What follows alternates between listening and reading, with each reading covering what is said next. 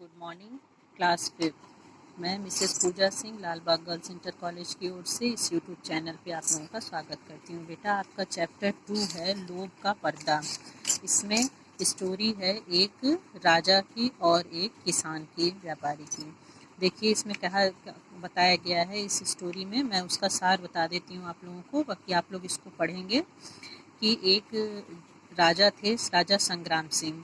वे राजा बहुत योग्य, न्यायप्रिय और पराक्रमी थे। राजा एक बार प्रजा के कल्याण के लिए सदैव प्रयत्नशील रहते थे।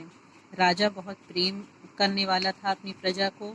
वह एक दिन शिकार पर निकला था, जिससे वो शिकार खेलते खेलते अपना मार्ग भटक गया था और उसे अपने राज्य की सीमा से दूर हो गया था। भटकते भटकते वो एक झोपड़ी के निकट पहुंचा जहां से धुआं निकल रहा था। उस झोपड़ी में एक किसान रहता था। उस किसान ने राजा को देखा तो उनको बुलाया और उनको बुलाकर अपनी झोपड़ी के अंदर ले गया, रूखा सूखा उन्हें खिलाया। किसान की बात सुनकर राजा बहुत प्रसन्न हुए, झोपड़ी के अंदर गए और उन्होंने उसकी रूखी सूखी रोटी खाई और ठंडा पानी पी करके बहुत गहरी नींद में वो सो गए। किसान पर राजा बहुत प्रसन्न हुए।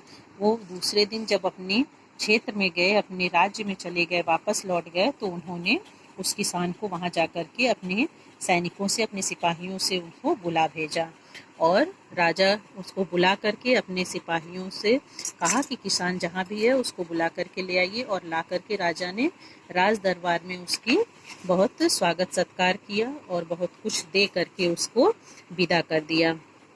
व्यापारी जो था, वो किसान जो था, उसने धन पाया और राजा की यह कृतज्ञता को व्यक्त किया। उसने कहा कि यह सब मेरा धर्म था, मैंने जो कुछ भी किया, किंतु उसने वह धन पा करके बड़ा ही खुश हुआ और उससे उसने एक छोटा सा व्यापार शुरू कर दिया और राजा के दरबार में आना जाना उसका प्रारंभ हो गया। राजा ने भी उससे प्रसन्नता जाहिर की और जब वह राजा के पास जाता तो राजा के लिए ढेर सारे धन और उपहार लेकर के जाता।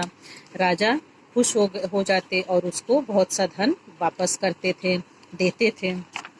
धीरे धीरे यह सब उसका लोभ का एक कारण बन गया। वह बार बार राजा से मिलने जाता और धन ले जाता। तो राजा ने एक बार भिखारी का रूप धारण करके उसके व्यापारी की एक परीक्षा ली, एक छोटा सा परीक्षा लिया, जिसमें उसको समझाया कि लोभ किस प्रकार व्यक्ति का नाश करता है। बच्चों, ये कहानी का सार है। आप इसकी वर्ड मीनिंग, शब्दार्थ मैंने कहा था, आप लोग अपनी कॉपी में लिखिएगा। थैंक यू बच्चों।